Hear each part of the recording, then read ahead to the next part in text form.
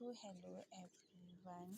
आज हम कार्तिक मास का प्रथम अध्याय शुरू करते हैं और इसका अध्याय करने का हमारा मेन उद्देश्य ये है कि इसको पढ़ने और सुनने से हमारे जो पाप होते हैं वो नष्ट होते हैं और भगवान विष्णु की हम पे कृपा बनती है।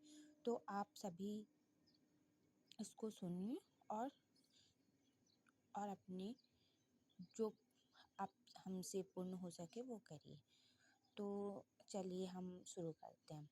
तो नैमिषारण्य तीर्थ में श्री सूत जी महाराज 88,000 सौनकादिक ऋषियों से बोले, अब मैं आपको कार्तिक मास की कथा विस्तार से सुनाता हूँ, जिसे सुनकर मनुष्य सब प्रकार के पापों से छूटकर अंत समय में वैकुंठ को प्राप्त होता है। सूत जी बोले, श्री कृष्ण जी से आज्ञा लेकर देवर्षि नारद के चले जाने पर सत्यभामा प्रसन्न होकर लक्ष्मीपति भगवान से कहने लगे, हे नाथ, मैं धन्य हुई, मेरा जीवन सफल हो गया, मेरे जन्मदाता भी धन्य हैं, जिन्होंने मुझ पर जैसी त्रिलोक सुंदरी को जन्म दिया, जो आपकी 16 सहस्त्र स्त्रियों के मध्य में आपकी परम प्यारी पत्नी बनी है।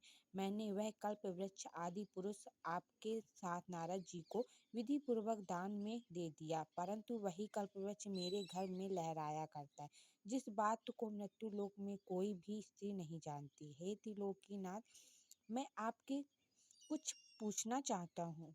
आप मुझे विस्तार पूर्वक कार्तिक महात्म्य की कथा सुनाएं, जिसको सुनकर मेरा हित हो तथा जिसके करने से कल्प पर्यंत भी आप मुझसे विमुख न हो सकें। सूत जी बोले, सत्यभामा के ऐसे वचनों को सुनकर हंसते हुए श्री कृष्ण जी सत्यभामा का हाथ पकड़कर तथा अपने सेवकों को वहीं रोककर विलास युक्त अपनी पत्नी को कल्पवृक्ष के नीचे ले गए और हंसकर कहने लगे कि हे प्रिय, 16,000 रानियों में से तुम प्राणों के समान प्यारी हो। तुम्हारे लिए मैंने इंद्र से तथा देवताओं से भी विरोध किया था। हे कांते, जो बात तुमने पूछी है, उन अद्भुत ने सत्यभामा की प्रिय कामना के लिए गरुड़ पर सवार होकर इंद्रलोक जाकर कल्पवृक्ष मांगा। तब इंद्र के मना कर देने पर गरुड़ का इंद्र से घोर युद्ध हुआ और गोलोक में गरुड़ जी ने गौओं से युद्ध किया। गरुड़ की चोंच की चोट से उनकी कार और पूंछ कट कर गिर पड़े। उनके रुधिर से तीनों वस्तुएं उत्पन्न हुई, कान से तमाकू, पूंछ से गोभी और खून से मेहंदी।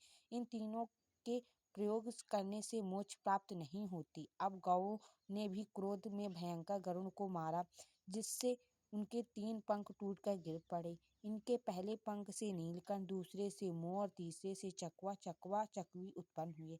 हे प्रिय, इनके दर्शन मात्र से ही शुभ फल की प्राप्ति होती है।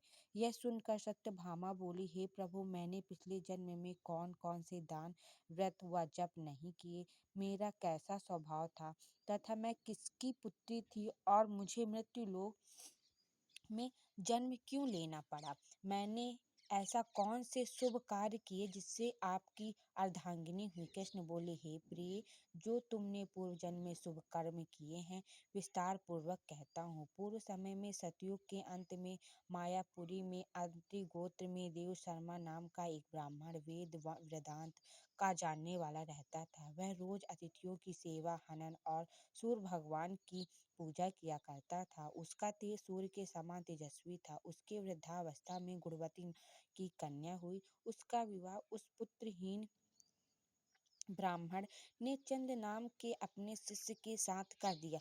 चंद्र को अपने पुत्र के समान मानता था। एक दिन वे दोनों कुश और समिधा लेने के लिए वन में गए। हिमालय की तलहटी में भ्रमण करते हुए उन्होंने एक राक्षस को आता हुआ देखा। उस राक्षस के भय के मारे उनके सब अंग शिथिल हो गए और भागने की सामर्थ्य भी नहीं रही। तब उस काल के सदृश राक्षस ने उन दोनों को मार डाला। उनके धर्मात्मा होने के कारण मेरे प्रसाद को उनको मेरे पास वैकुंठ में ले आए, क्योंकि उन्होंने आजीवन सूर्य भगवान की पूजा की थी। उस कर्म में मैं दोनों पर अति प्रसन्न हुआ। शिव शिव सूर्य, गणेश जी, देवी, इन सब देवताओं की पूजा करने वाले सब स्वर्ग को प्राप्त होते हैं। मैं एक होता हुआ भी काल और कर्मों के भेद से 5 प्रकार का होता हूँ। जैसे एक देवंत पिता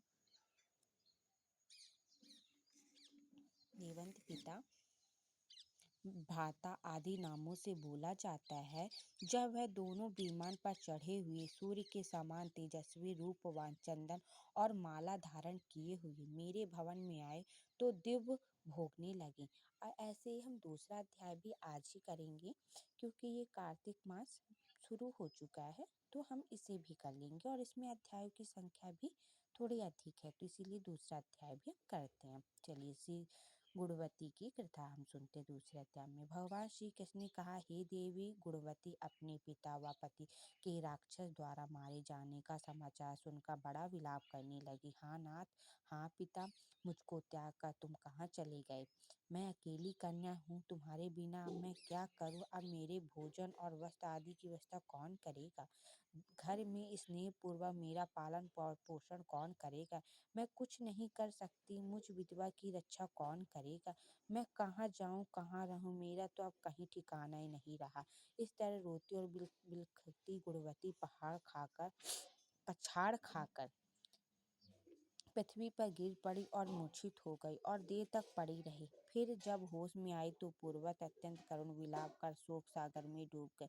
जब कुछ संभली तो उसे ध्यान आया कि मेरे पिता तथा पति की मृत्यु के पश्चात उनकी क्रिया करनी चाहिए, जिससे उसकी गति हो सके। अतः उसने अपने घर की सारी वस्तुएं बेच दी। उनके बेचने से जो पैसे उसे मिले, उनसे अपने पिता और पति की श्राद्ध आदि क्रिया की। फिर वह उसी नगर में रहती हुई भगवान विष्णु की भक्ति में आठों पहर लगी। उसने जन्म से लेकर मृत्यु तक नियम पूर्वक सारी एकादशियों के व्रत और कार्तिक के महीने में उपवास तथा व्रत किए।